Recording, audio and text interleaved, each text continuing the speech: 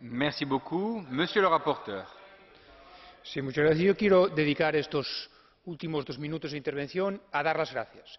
En primer lugar, a la Comisión, no solamente por el trabajo y la oportunidad. Yo creo que efectivamente siempre es difícil plantear una cuestión de esas características y de esta dimensión, pero creo que era necesario al menos abrir el debate. Lo ha hecho con valentía y, lógicamente, siempre habrá quien piense que nunca es el momento, pero creo que al menos el debate ha servido y servirá para que se pongan claras algunas de las dificultades que tenemos para regular más y mejor ese sector.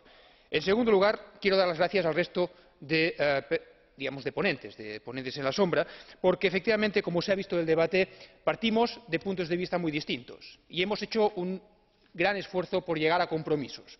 Yo quiero reconocer el esfuerzo que han hecho todas y todos en ese trabajo, porque efectivamente el punto final al que hemos llegado es posible que no sea el que cada una y cada uno de nosotros quisiéramos. Por ejemplo, en cuanto al término de margen de tolerancia, yo estoy de acuerdo con la Comisión. A mí me parece que el 5% ya era suficiente. El 10% forma parte de este compromiso porque había otras colegas que iban mucho más allá.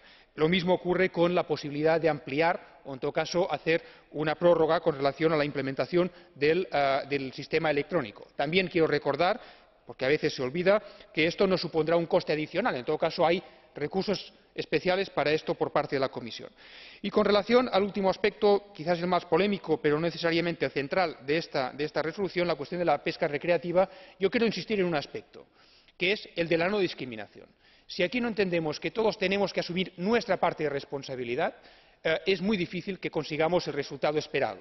En la negociación conseguimos un compromiso que era, lógicamente, difícil, pero que era para mí bastante aceptable.